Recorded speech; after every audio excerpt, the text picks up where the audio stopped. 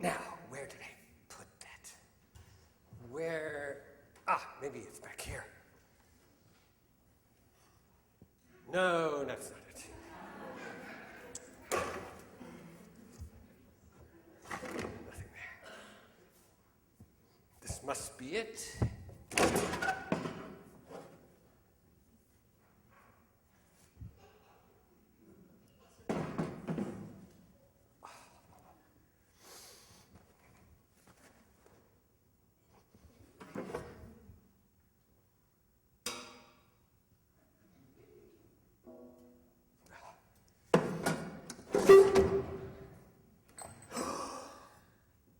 This is it.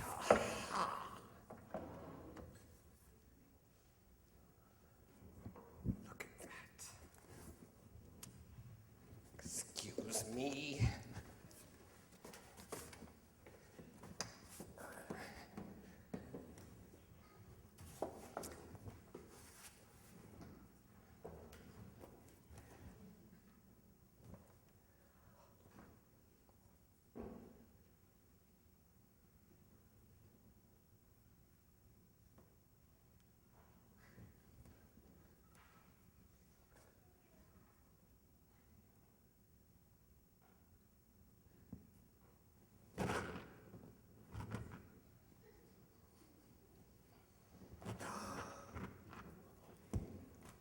What's this? It's a story. Do you want to hear a story? No. Hey, do you want to hear a story? No? Okay, well, I think we're going to do it. And how about you two? You want to be in it? Okay, you can be in the story. And look, over there, we have clarinet, violoncello, and percussion. How about you play the music for the story? Just a thought. Okay, let's see. Today, I want you to travel with me back in time, many hundreds of years and far, far away. Travel with me to a land of bright colors, exotic smells, and enchanting beauty, where instead of pigeons in the streets, there are multicolored parrots in the trees, and the roads are lined with coconut palms. This is India, where the language of music is not counted 1, 2, 3, 1, 2, 3, like here in America, but Takita, takita. Try that, say that with me. Takita, takita, takita, takita. Or instead of 1, 2, 3, 4, the ancient rhythms of India say, takadimi, takadimi. Try that. Takadimi, takadimi, takadimi, takadimi.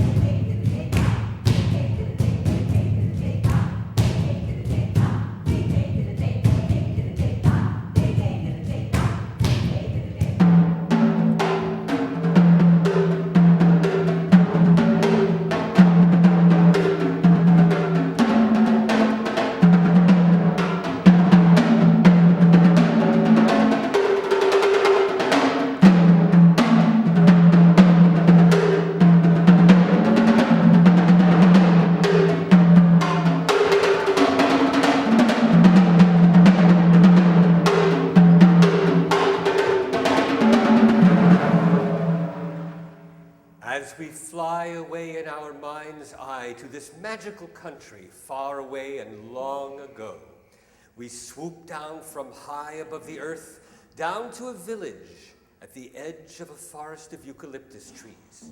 Here we go down, down, until we see a young girl asleep on the dusty floor of a little hut where she lives alone with her mother. This is Kalpana, fast asleep after a hard day of work out in the fields with her mother and the other women of the village.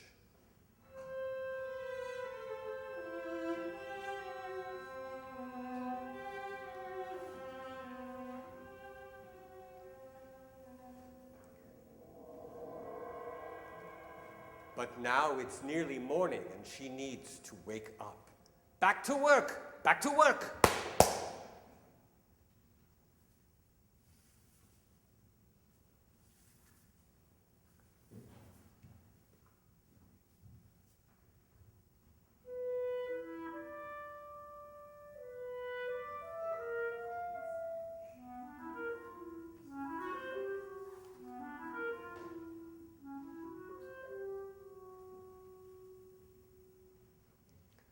But Kalpana is so deeply asleep that she cannot wake up.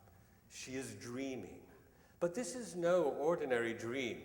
It is a special dream, one that has come to her night after night since she was a tiny girl. In her dream, she meets a magical talking drum.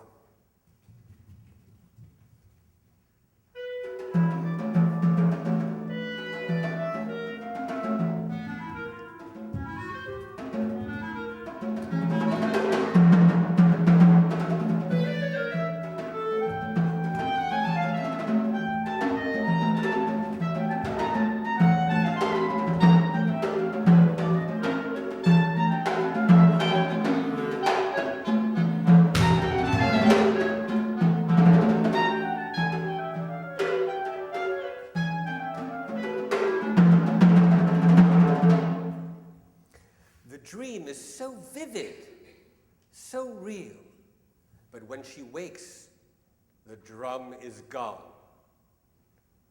vanished. This makes Kalpana so sad.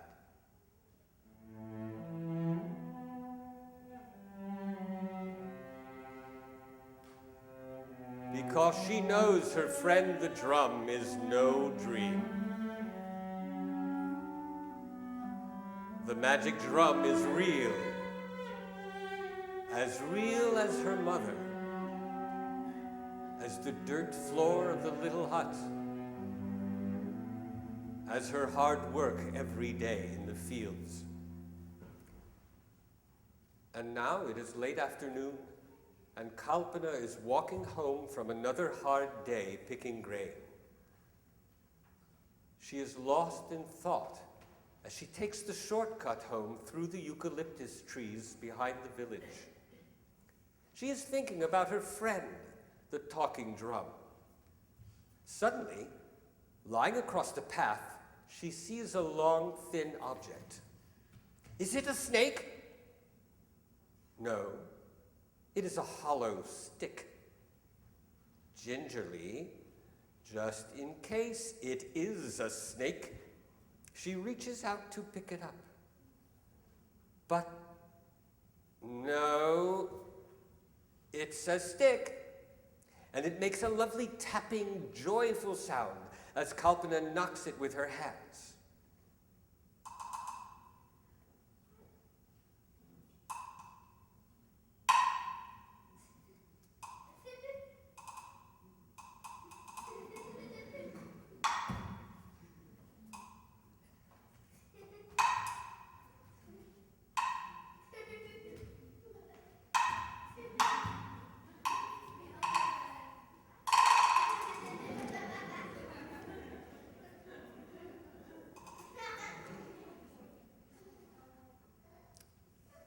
It's not her friend the drum, but maybe it's the next best thing.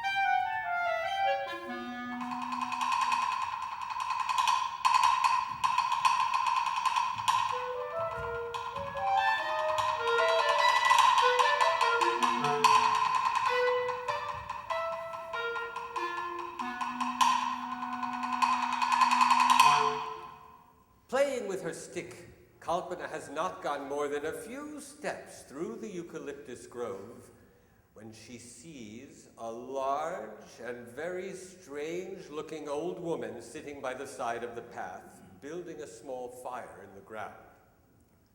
I wonder what this strange old lady is doing, thinks Kalpana to herself. Perhaps she is one of the spirits of the forest that my mother has told me about. But if this is so, why would she just be sitting by the side of the path, feeling sorry for herself? Ooh, what am I to do? Wails the strange old lady as she catches sight of Kalpana approaching. I am a poor old lady of the forest with nothing to eat but these vegetables. I have built this fire to grill my food, but I have no stick with which to grill them. I am going to starve. At my age, it's not fair. Kalpana is moved with pity by the sight of this hungry old lady. But then she has an idea. Don't you worry, old lady. Look at this stick I have. It's perfect for helping you grill your vegetables. The old lady is delighted.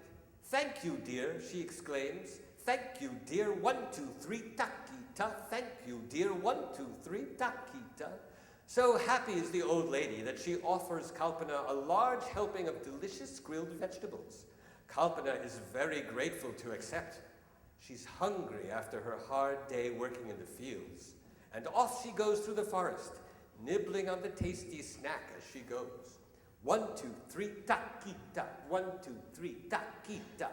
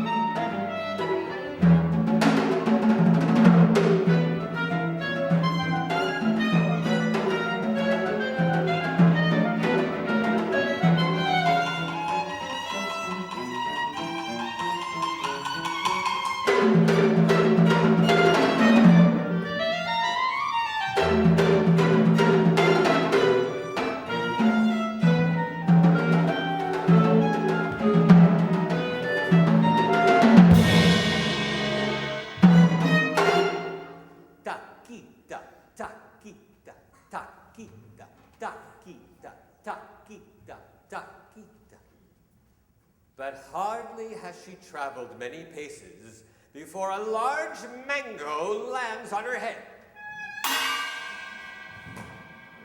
And looking up into the trees, she sees a naughty little boy sitting on a branch stealing mangoes. And next to him, balanced on the branch, is a big earthenware pot. "Oh, you," says the naughty little boy. "I'm sick of mangoes, so sweet and sticky. If I eat another one, I'll puke. But what would I do for a nice grilled vegetable? Give me just one, and you can have my pot." The boy jumps down from the branch onto the path and holds out his hand, demanding a nice grilled vegetable. "Give it to me. 1, 2, 3, 4, takadimi. Give it to me. 1, 2, 3, 4, takadimi."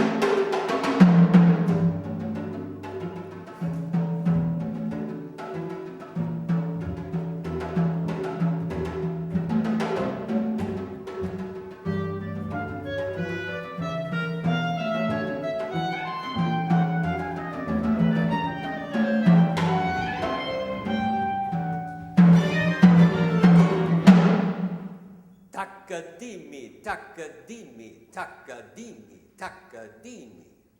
Saying goodbye to the little boy, who is too busy munching on his vegetable even to notice, Kalpana skips down the forest track. But no sooner has she traveled a few short yards than she sees a sad young man sitting on a rock under a tree. He looks so sad, says Kalpana to herself. I wonder if anything's the matter. Oh yes, something's very much the matter, said the sad young man, without even waiting for Kalpana to ask. It's my lovely wife's birthday today, and I am too poor to buy her the pot she wants for her kitchen. What kind of husband am I if I can't even buy my wife the pot she wants?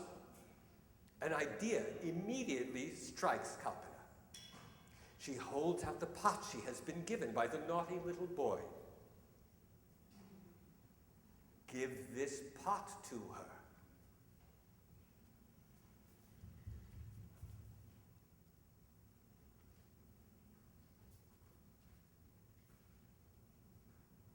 The sad young man's face suddenly breaks into a broad smile of joy. He isn't sad anymore. In fact, he's so happy with the pot, he can now give his wife that he wants to give Kalpana something in return.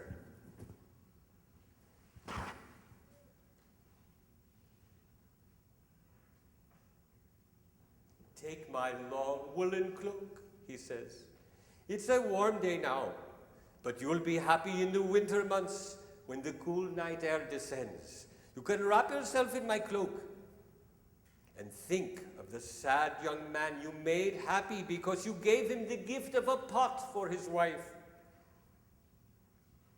And so saying, the now happy young man skips off down the forest path, repeating the words that Kalpana said that had made him so happy. Give this pot to her. 1, 2, 3, 4, 5. Taka takita. Give this pot to her. 1, 2, 3, 4, 5. Taka takita.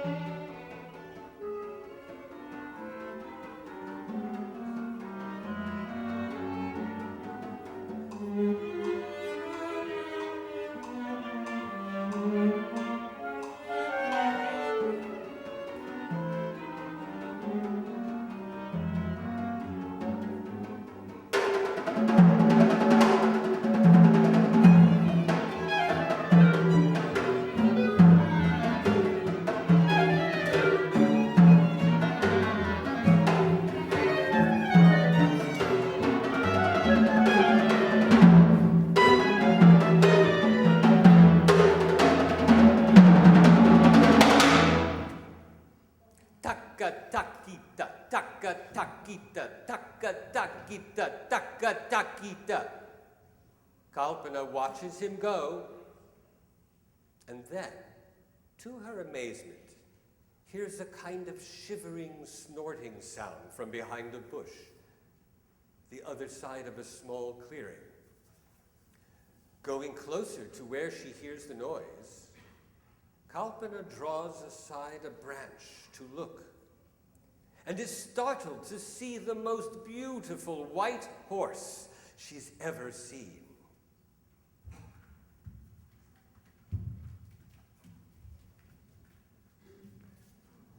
But the horse is not moving. He's lying on the ground. What a beautiful horse. Is he ill, thinks Kalpana? Why is he not moving? Ah, I see, she says as she gets closer. He's cold. Here, I can put the woolen cloak that the young man gave me on his back. Now he'll feel nice and warm again. So saying, she goes up to the horse and gently drapes the long woolen cloak over his back. Here, you'll be warm again, you lovely white horse. The change is immediate. The beautiful horse gets up and begins to prance around with happiness. As Kalpana watches the horse dance, she says to herself, "Lovely white horse, warm again. 1, 2, 3, 4, 5, 6, 7. Takadimi takita, takadimi takita."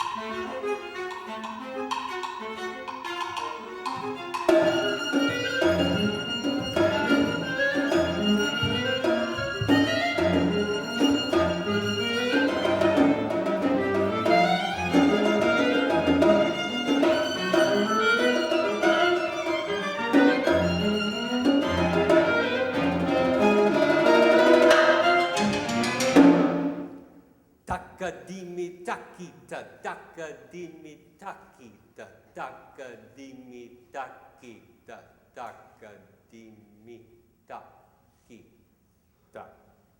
Now, just as the horse's dance begins to slow down, a group of young men are approaching. It's a wedding party, and they are distraught because they have no horse for the groom to ride. This is the Indian tradition. A wedding where the groom does not arrive on a lovely white horse to meet his bride is not a wedding at all. On seeing the horse, the groom falls to his knees in front of Kalpana. "I have no horse to ride for my wedding procession. Can you help me, young lady?" She smiles at the desperate young man, and he is overjoyed when she says, "This horse is yours, take it, be happy. Takadimi, taka takita. 1, 2, 3, 4, 5, 6, 7, 8, 9. This horse is yours, take it, be happy."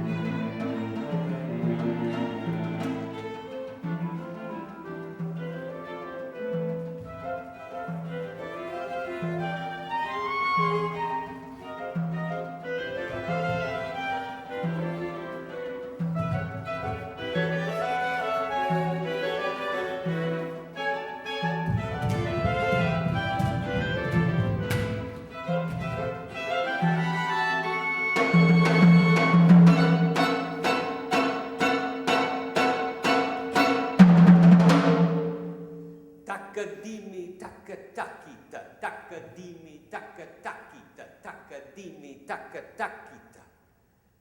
With the groom happily mounted on the beautiful white horse, the wedding procession is joyful and happy as they draw towards the village where the bride and her family are waiting. The band strikes up again.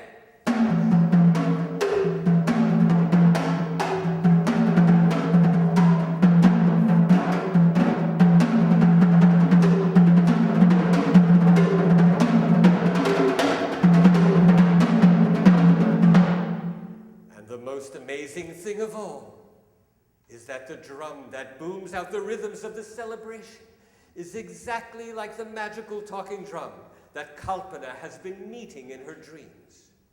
In fact, it is the magical talking drum that Kalpana has been meeting in her dreams.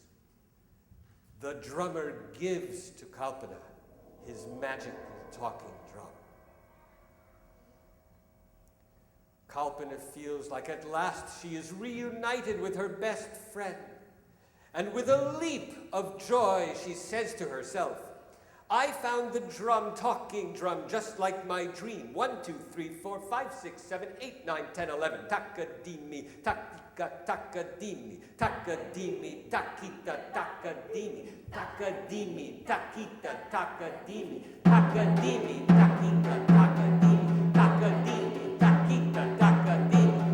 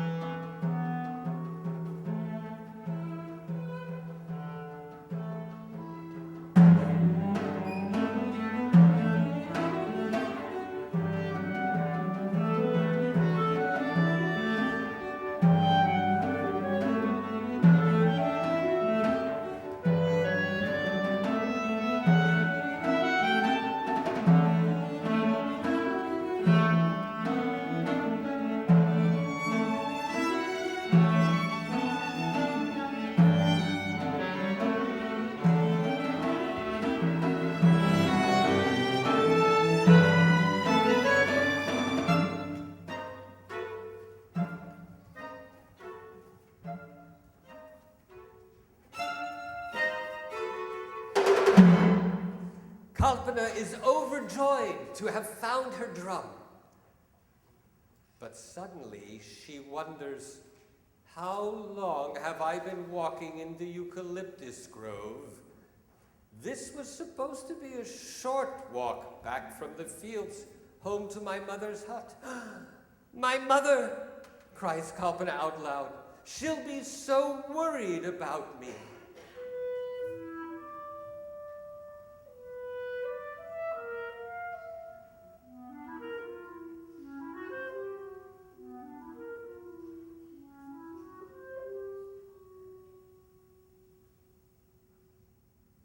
But what an amazing adventure this has been.